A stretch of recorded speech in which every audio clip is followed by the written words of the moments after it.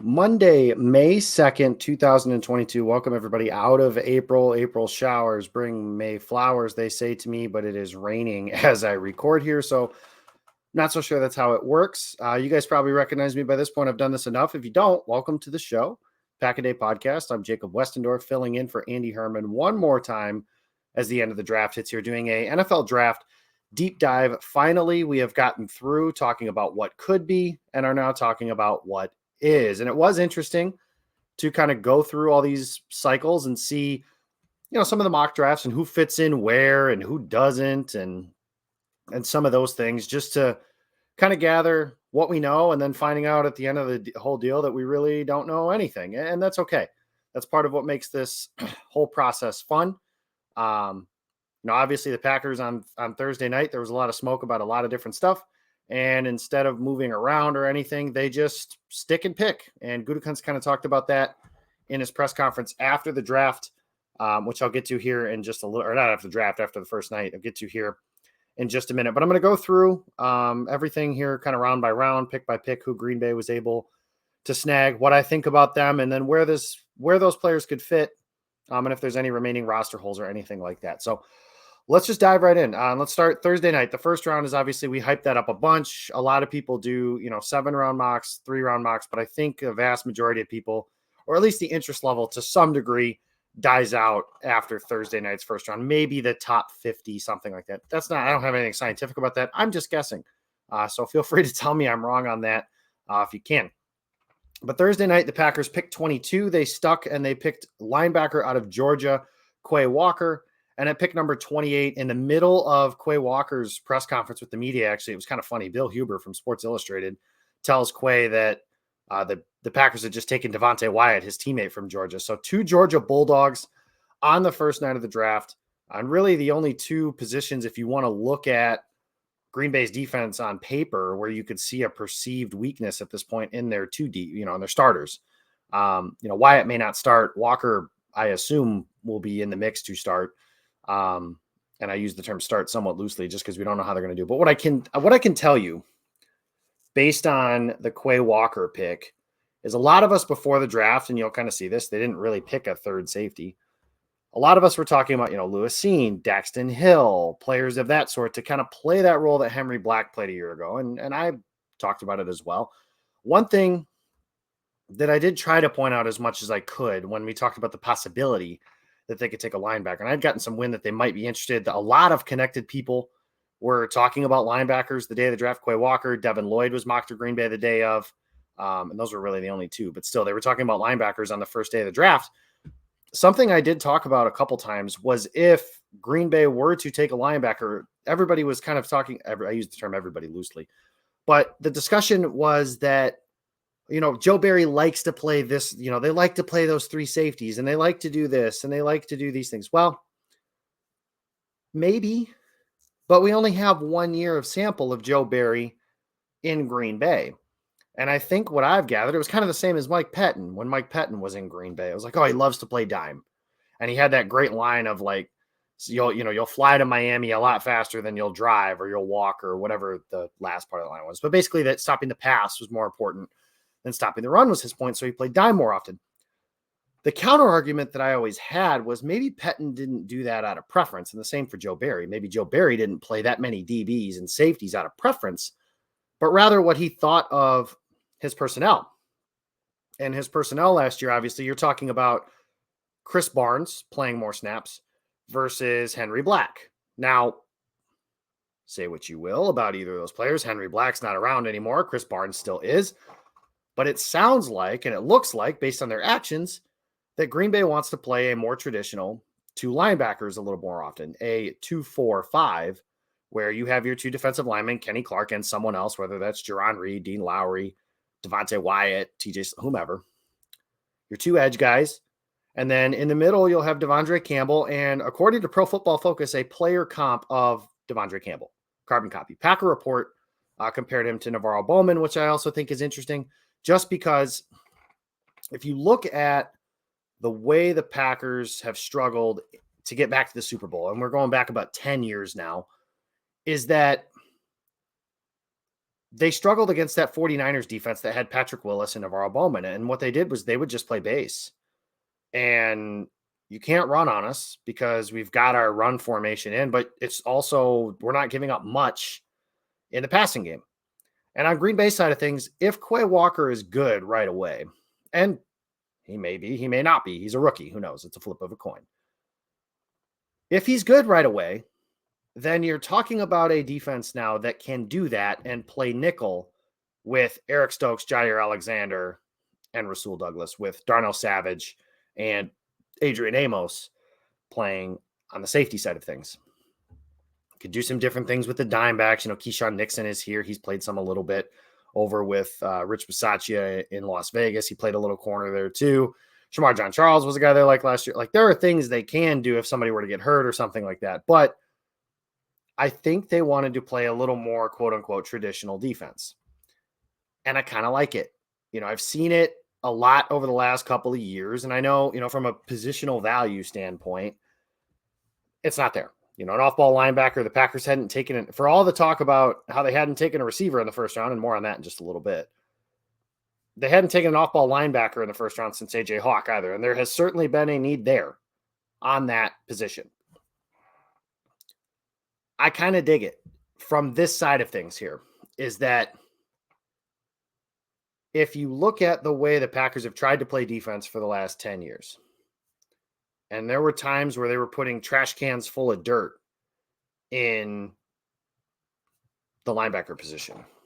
And I don't mean that really in a, like Jamari Lattimore, Brad Jones, Nate Palmer, the list goes on. And then they tried to like kind of get fancy and cute with it a little bit and do things like Sean Richardson, which was intriguing and interesting. Morgan Burnett did quite a bit of that. They spent a top 65 pick on Josh Jones to do that. That didn't work out. Adrian Amos has done some dime linebacker stuff. And I think that's okay if there's some things in there that you sprinkle in that way. But the Packers were using that as kind of a base defense, or like what they wanted to be doing a very vast majority of the time. And it's just hard to do that. You know, I understand defense is positionless to some degree now, and it's a new age and all that stuff. But at the end of the day, like if a team can line up and ram it down your throat, they're going to. Like we've watched the Packers lose an NFC Championship game where the opposing team probably wouldn't have had to drop back to pass one time and still could have won. Now, that's an outlier. It's a big example, all that stuff. I understand. But I like the idea of playing a little more traditional on the defensive side of the ball and adding a guy in there. And you know what's really cool about having one Devondre Campbell? Now they can have two. That would be nice, wouldn't it? If they had two of those guys. I mean, is Dre going to be an all-pro linebacker this year? Maybe. Probably not. That's a hard thing to duplicate. And is Quay Walker going to be the defensive rookie of the year? Probably not. There's only one of those. Walker didn't have any turnover-worthy plays when he was in college. There's a lot of stuff like that. But that's okay. And he's going to be a demon on special teams right away. And they gave him number 7. So he's going to be in the Hall of Fame. I don't make the rules. I just enforce them.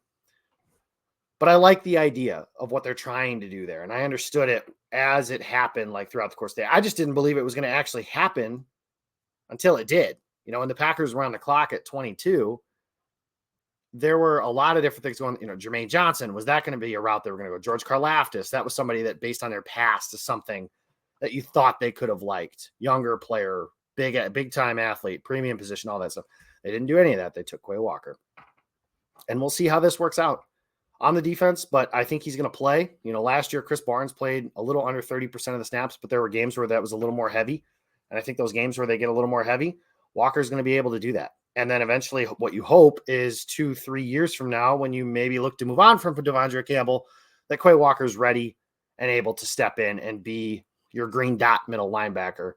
But, you know, I had somebody tell me, right, it was Quay all the way was the way that they were talking in Packers circles. So they loved it. And I think they had, just based on the way they've talked about him, some of that stuff, a top 15 grade on him, maybe higher. They loved him. They did. They loved him. And you could almost tell that they were giddy to make that selection. And honestly, so here's the receiver portion of this, right? Because obviously that's going to be part of this discussion, and it's going to be a thing, even though they spent, you know, they didn't spend the 32nd pick, but they spent the 34th pick on a wide receiver, but whatever. I'll get to that in a minute. Once Jamison Williams was off the board at 12, there wasn't anybody worth trading up for anymore. Chris Olave went 11th. Jameson Williams went 12th. Jahan Dotson a couple picks later. He was whatever to me. Treylon Burks went 18th. Maybe they would have taken him at 22. I don't know. It's hard to say. Good for the Titans on figuring something out there to quickly replace their top receiver. Green Bay maybe didn't do that. We'll see on that end of things, but we'll talk on that here in just a minute. But there wasn't a receiver worth trading up for. And frankly, once we got to that point in the first round, there wasn't another receiver that went in the first round. So I don't think there was one worth picking. Now, you could talk about maybe they should have picked one to secure it, but they did that the very next day.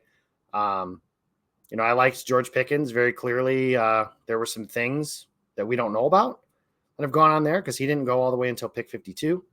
But I went, John Mechie, Alec Pierce, Christian Watson, who they did pick. None of those guys, like I said, once Jameson was gone, that was the end of trading up for guys. And I think that was okay.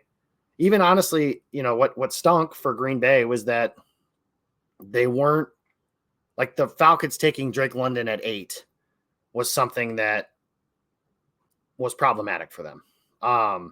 Because that started that run, right? So then it went Drake London, Garrett Wilson, Chris Olave was moved up for, Jameson Williams was moved up for, and it kind of stinks he went to Detroit, but whatever.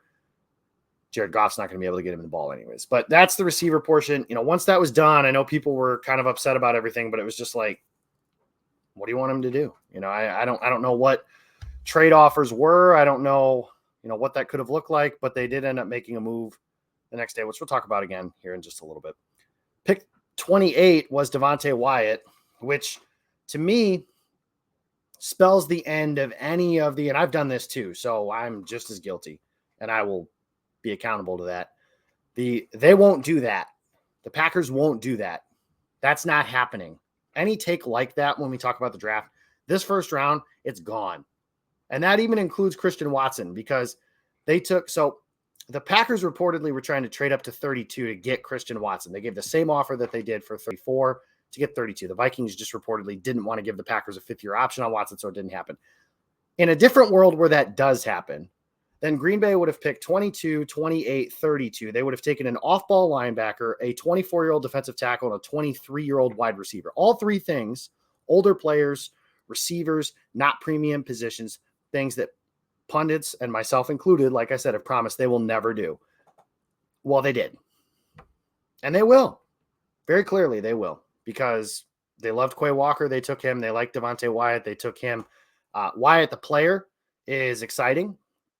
Obviously, there are some issues in the past with some family violence. The Packers have clearly done their homework on that. They feel comfortable with it. Hopefully, it's not something that ever happens again, but that is something that admittedly had me sour on him a little bit for obvious reasons on that front. But the player on the field, he can be that interior rusher. It's the player that Jerry Montgomery said that he wanted when he had press availability a couple weeks back. They wanted an interior pass rusher, and Wyatt can do that, and I think he's somebody that can do that right away. He immediately steps in to this defensive line room and is the second most talented player in the room.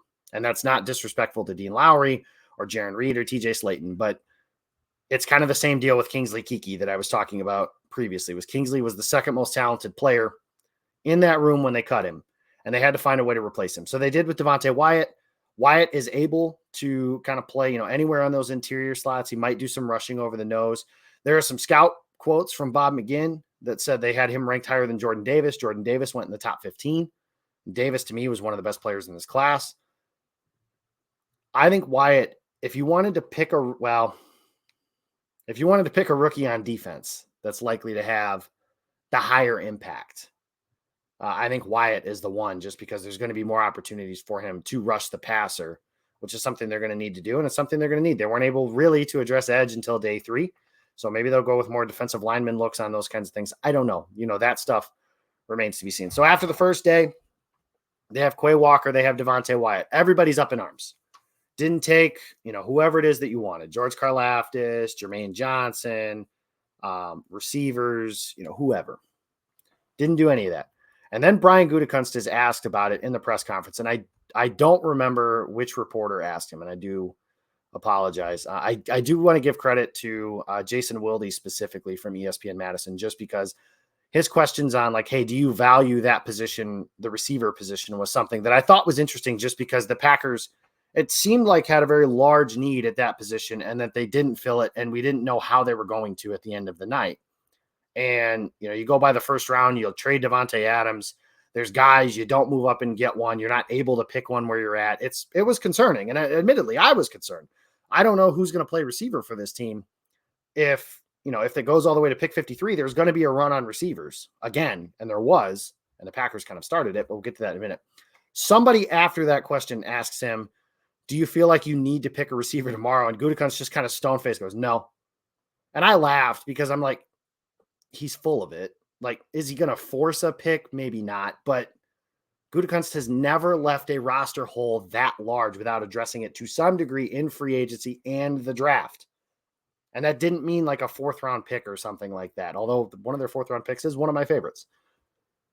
That didn't mean that. So the draft starts. The Bucs take Logan Hall, which was somebody I thought maybe Green Bay would have taken when they took Devonte Wyatt, but they didn't. And the Bucs take Hall, and then all of a sudden I get a message from Greg Williams, and it's all caps, says, let's have a night, boys. It's like, okay, what happened? Green Bay's on the clock. They make a trade with Minnesota, pick 53 and pick 59 to move up to 34 to grab Christian Watson, Ross Uglam's favorite, from wide receiver out of North Dakota State University. Height, weight, speed guy, one of the highest upside receivers in this class. If you want to talk about guys that could be a true number one wide receiver based on their potential, Watson was one of them, and there weren't many of those, in my opinion. Admittedly, and I've been very on the forefront of this, Watson's not a guy that I am in love with. I think there are some deficiencies there. But a couple rules of thumb. And number one is any Ted Thompson disciple that takes a receiver on day 2 of the draft, that guy's good until further notice. They just haven't missed when they've had the opportunity to do stuff like that in rounds 2 and 3 specifically. So Watson is getting the benefit of the doubt on my end. He got number 9 after I think the fans kind of bullied them because initially he was going to be number 82 and all of us were kind of up in arms about 82. No way. That's a bad idea. Well, it works. They changed him to number 9. Credit to Brandon Snide, my friend who got married this weekend. He has already purchased one and customized it so he could get the throwback. So good for him on that front. But the Packers move up for Watson. And it's very clear that he was a target of theirs. And Aaron Rodgers said on the McAfee show that they had 6 first-round grades on receivers. And maybe they had a borderline first round on Watson then because clearly they targeted him and were willing to move up to 32 to get him.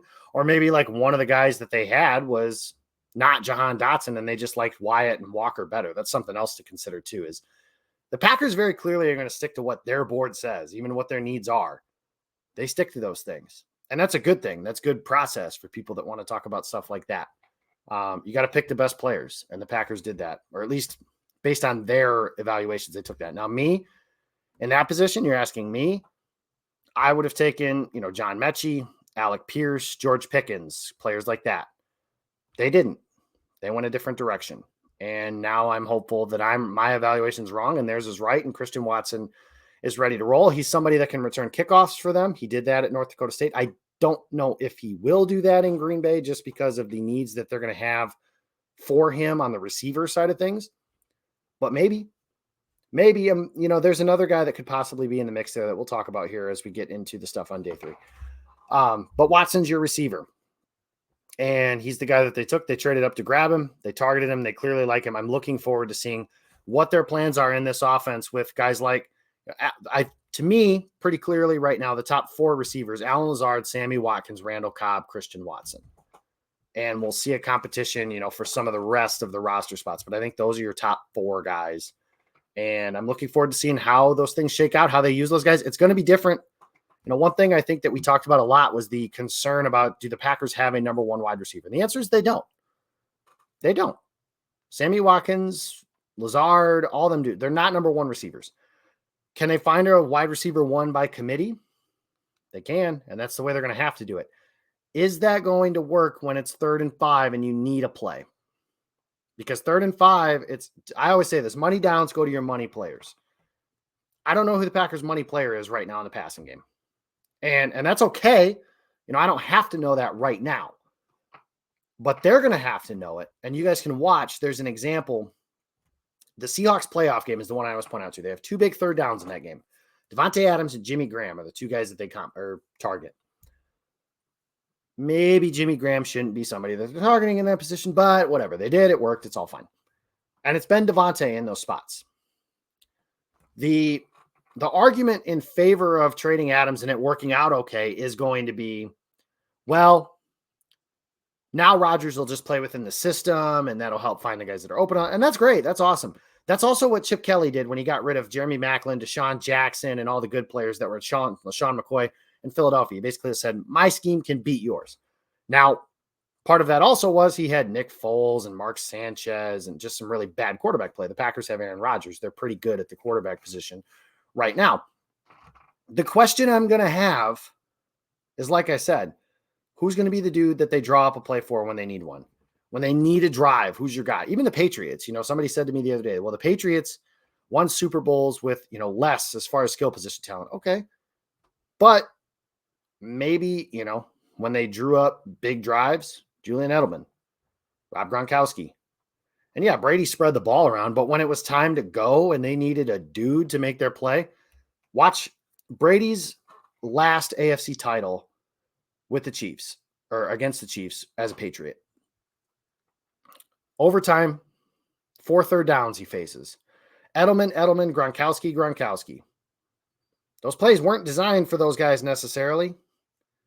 That's just who they were targeting because your money downs go to your money player. So who's Green Bay's money player in the passing game? I don't know. I'm ready to find out. I'm willing to be proven wrong on that. But I am interested, and I don't think that the offense is going to be quote-unquote better without Devonte Adams. I think that is an easy assumption to make, and it's based entirely on, not entirely, but a lot on one pass in the NFC divisional round where Lazard was open and he heaved the ball to Adams. Now, will it help some things? Sure. All of them? I don't know. Let's go to the third round where the Packers at pick 92. They were not able to take a tight end. I basically had this pick penciled as Jelani Woods, the tight end from Virginia, but he went 20 picks earlier. Sean Ryan, offensive lineman at UCLA. Probably my favorite pick in the class. Ryan is a dude who, one of my favorite things I read was Ben Fennell. He's got the biggest ass in the class. So he's already got that functional strength is what that means. He's able to move guys. He doesn't move great on tape, but his athletic numbers lead you to believe that maybe he could. And we'll kind of see what happens on that. But he's somebody, to me, I think he's going to be, I think his path will be similar to what Royce Newman's was last year.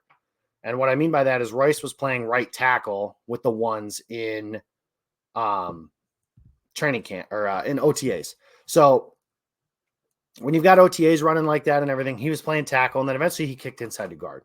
And I think that's what they're going to do with Sean Ryan. I think Sean Ryan is going to play right tackle at OTAs, mini camp, stuff like that. And then when training camp hits, it's a competition at guard. I think your tackles to start the season are Bakhtiari on the left, Yosh Nijman on the right, Elton Jenkins. Once he comes back, that ship has sailed. Elton Jenkins is not going to be the left guard. And somebody said the other day, I think this is probably the way the Packers are thinking, is they're going to have to give him tackle money to keep him anyway. So if you're going to have to give him tackle money, you might as well have him play tackle. And he'll be a good right tackle for this team. Absolutely. So if your tackles long-term are Bakhtiari and Elton Jenkins, yes, the Packers are going to re-sign Elton Jenkins. I feel very confident. And so I guess I won't speak in absolutes anymore because I can't do that. And I said I wasn't going to do that anymore. 99% sure. Jair Alexander, Rashawn Gary, Elton Jenkins are going to be re-signing Green Bay. I am very confident in all three of those things. But that's that part. So those are your tackles. Then your guard competition comes down to Josh Myers is your center. And I was listening to Peter Bukowski talk about this, how you kind of take your core players and you put them in their best positions and then you kind of fit the others for the best 5. So that's what we're doing. Jenkins, tackle, Bakhtiari, tackle, Myers, center. And then after that, it's a competition. John Runyon Jr., Sean Ryan, Royce Newman, to some degree, Cole Van Lannon, Jake Hansen, maybe some other guys there, but I think Zach Tom, who I haven't talked about yet, but I'll get to here in just a minute. Guys that I think Green Bay is going to be able to plug in. And I think that Sean Ryan is going to win that job. I do. I think he is a plug and play right guard that Green Bay was able to get in the third round He does better with picking up stunts than Royce Newman does. I think John Runyon is your left guard, but I sincerely look forward to that competition again in training camp. I think that is your biggest competition going into training camp, is who's going to be your guards. And whoever those guards are, they're not going to play musical rotation chairs throughout the course of the season like they did last year. Like 1 week it was Lucas Patrick, then it was Royce, then it was John Runyon, and then it was some other guys. Barring health, they're not going to do that. And I said this earlier today. I'm just praying to 8-pound, 6-ounce baby Jesus that I can have a playoff game. I just want to see one, because I haven't. Not since Green Bay has been really good under Matt LaFleur in 2020. I just want to see a game where Bakhtiari and Jenkins, my preferred starting tackles, are healthy. And then I want to see John Runyon, Josh Myers, and Sean Ryan healthy. And let's just see if Green Bay can win with their starting preferred offensive linemen to go. Maybe that's wishful thinking, but I love this pick. It was awesome. I couldn't be happier. Round 4, the Packers go with 2 of my favorite picks from this class. Not my favorite, because I just said that was Sean Ryan. Romeo Doubs, it's Daubs. I believe that is the way that he said it was pronounced in his press conference. Was Daubs. I'll have to look to be 100% sure on that. So somebody tell me in the comments what it is if I'm wrong. Personally, it's perfectly possible that I'm just an idiot. But I'm going to go with Doubs for the remainder thing, because I think that's the coolest way to pronounce his name. So Romeo Doubs, a wide receiver and punt returner from Nevada. And then Zach Tom, offensive lineman, offensive tackle. They listed him as a center. I think he'll be able to do that out of Wake Forest. Let's start with Doubs. A wide receiver and punt returner. Gutekunst said after day 2 that he felt he wouldn't call the receiver room, quote unquote, settled. So he added 2 more, obviously. This feels like the Bisaccia guy. A guy that Bisaccia said, hey, that's my return man. You go get him for me. And they were like, okay, well, he can also be kind of a deep threat and do some stuff on offense. We want to do that too. So let's just grab him right here at 132 and be done with it. So they did. And I think he's somebody that he ran a 4.5 in a private workout, according to Aaron Wilson from Pro Football Network. So some of the stuff that's kind of going around about being a bad athlete is bad information. Private workout, Green Bay very clearly okay with his speed. They wouldn't take a receiver that's slow. At least I don't think so, especially as a returner. He fixes the punt return game. Or I shouldn't say that. He's a solution to the punt return game potentially, which is a good thing, because then you don't have to potentially see Amari Rodgers back there. Maybe Amari Rodgers takes a step as punt returner. I don't know, but he just never looked comfortable with it. The only time he really did look comfortable with it was the last game of the year against San Francisco, which by then there were so many other things that went wrong at that game. It was like, okay, whoop-de-doo. Like, awesome. Good for him. But Doubs is somebody that I think could be the Packers kickoff and punt returner and make an instant impact that way. I know I just said earlier Christian Watson could return kicks. The reason I don't think he will is because I think they might want Doubs to do it, and they're going to need more from Watson on the offensive side of things than they are Doubs, at least early. So I'm interested to see how that goes, but I do like getting a day 3 guy that could be a instant contributor, at least in something. And on the special team side of things, the Packers special teams are terrible. Horrible. They're the worst in the NFL last year, and they cost the team partially their season. And adding somebody, I've talked about this a lot too, how the Packers kickoff and punt return game is something that's been butchered over and over and over again by Brian Gutekunst. Maybe he's finally taken a step to fixing that, and Doubs could be a guy that could do that.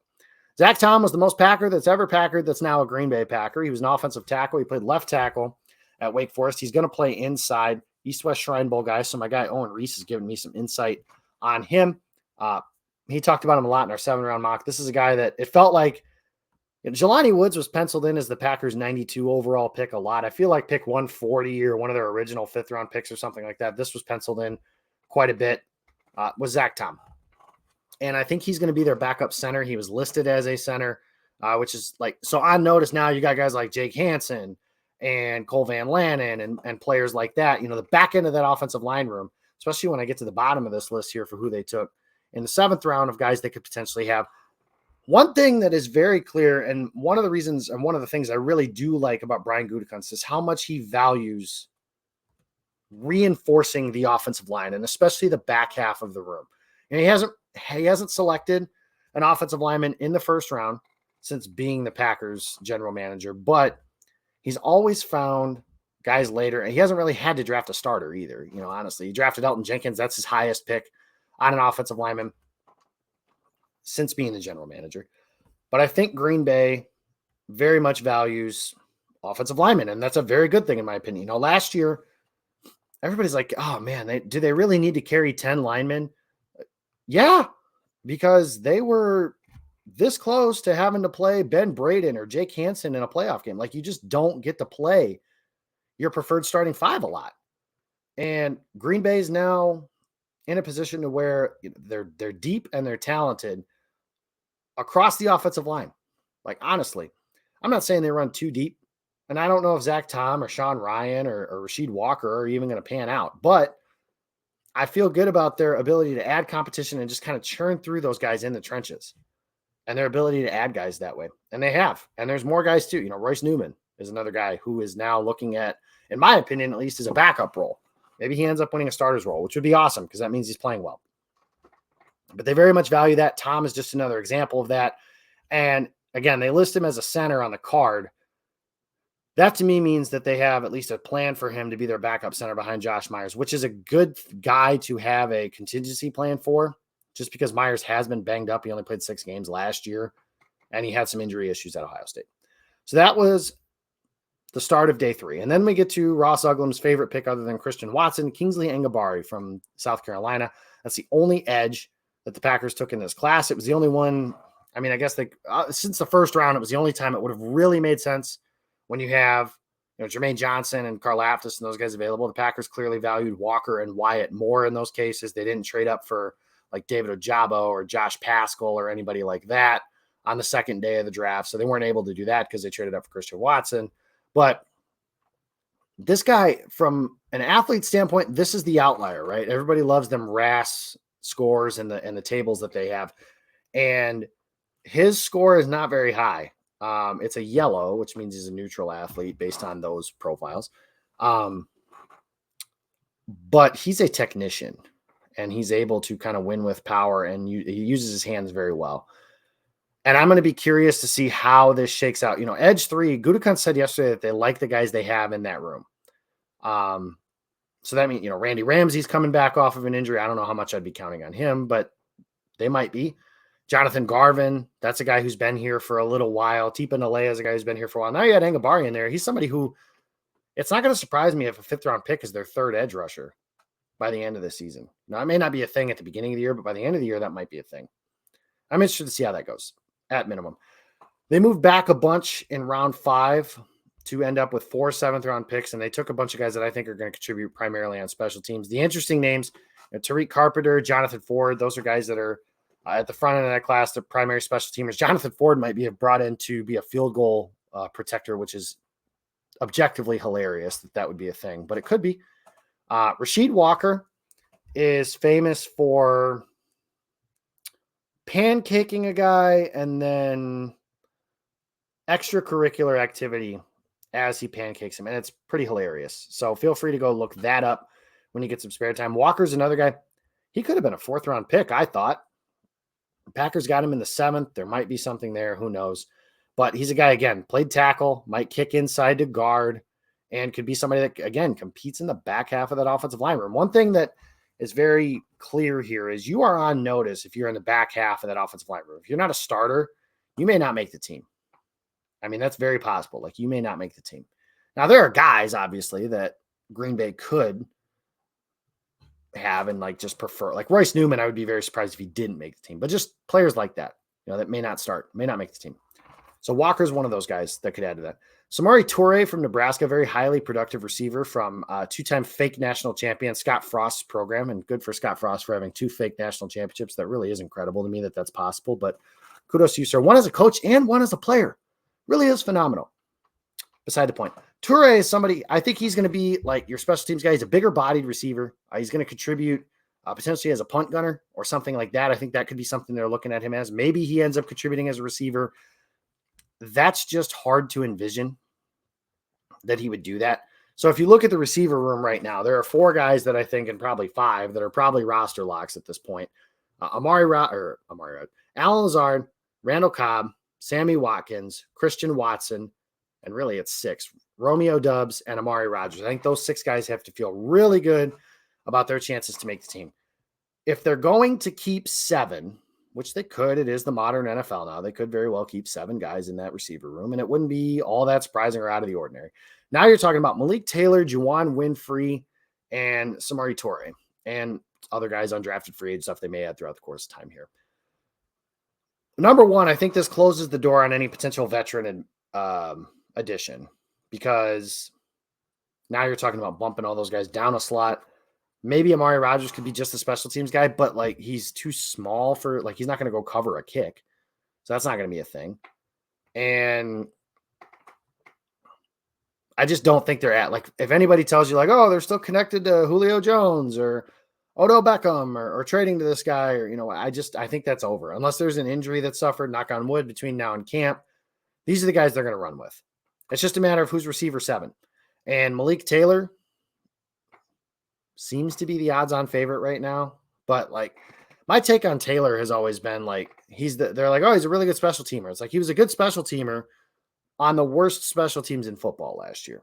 So how good of a special teamer is he really? And there's a couple boneheaded plays from last year. Like, he was a kickoff returner.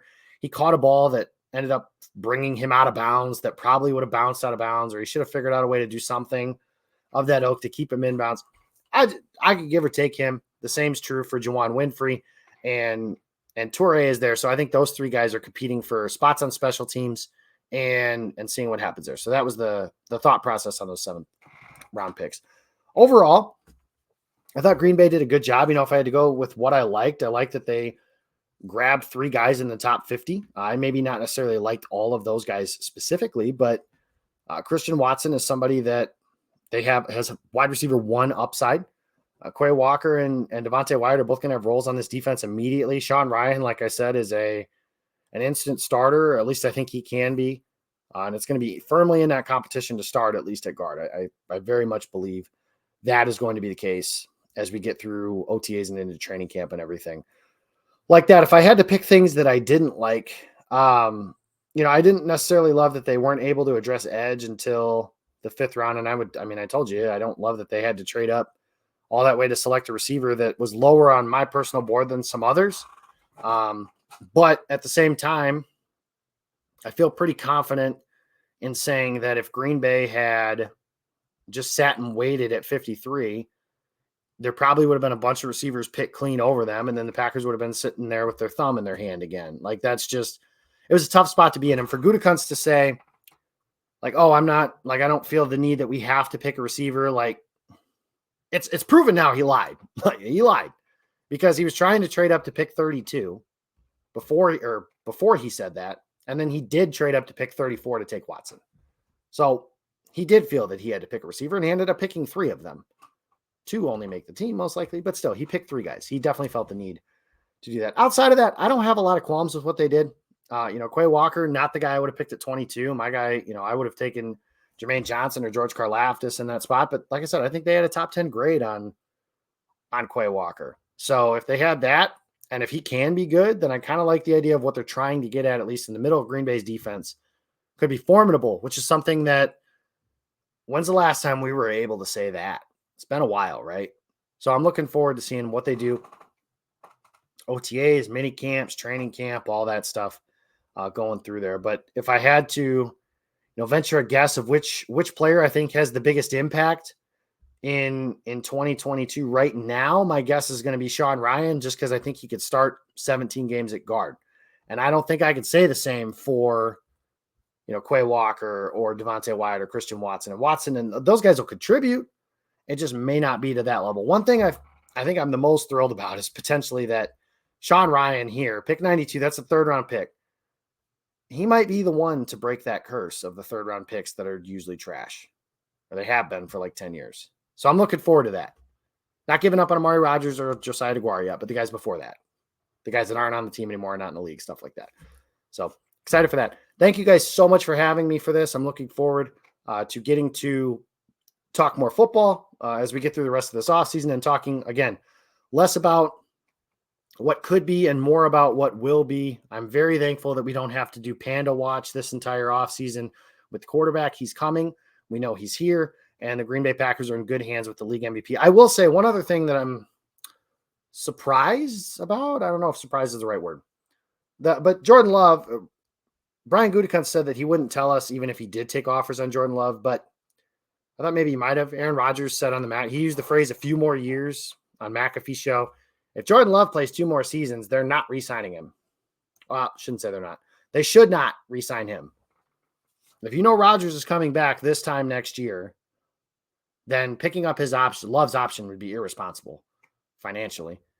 And add in that you'll probably know, well, hopefully, I mean, honestly, hopefully, the only time you've seen him is in the preseason or garbage time. And I say hopefully just because you don't want an injury to the starting quarterback, obviously. I'll be interested to see. So what you're rooting for now, one take I have, and I'm going to fire this until preseason's over. Jordan Love should take every single snap in the preseason, all of them, all 3 games, every single snap. With all due respect to Kurt Benkert, there's no upside to letting him get those reps. Jordan Love, if he lights it up for entire games, maybe he nets you a higher pick in a trade next year. Who knows? A lot to be seen there, but that's what I would do. I was at least a little surprised that we didn't hear more about him potentially being moved, but we didn't. And we'll see what happens here. Maybe he is the quarterback next season. I don't know. We don't know right now. But I was at least a little surprised to see that Green Bay didn't do anything on that front, or at least it wasn't hurt. So let him play every single snap, all of them, every single one. That's going to do it for this edition of the Pack a Day Podcast. Follow the show at Pack a Day Podcast on Twitter. You can follow me. I'm at Jacob Westdorf. Appreciate you guys hanging with me throughout the draft here. It's been a lot of fun being able to talk to you guys. I'll be around. Looking forward to breaking down this draft some more, getting to know some of these guys, seeing some tapes. I love the sneaked videos from fans that go to mini camps and OTAs and stuff like that. That'll be a lot of fun, getting some stuff. It almost feels like football season again. We're in May, so we're over halfway there, right? Training camp will start in July, and then before you know it, it'll be September, and we're sitting here hoping the Packers can get to another Super Bowl. In the meantime, like I said, follow me, follow the podcast, like, rate, subscribe, all that fun stuff. Thanks for listening, and we will see you next time.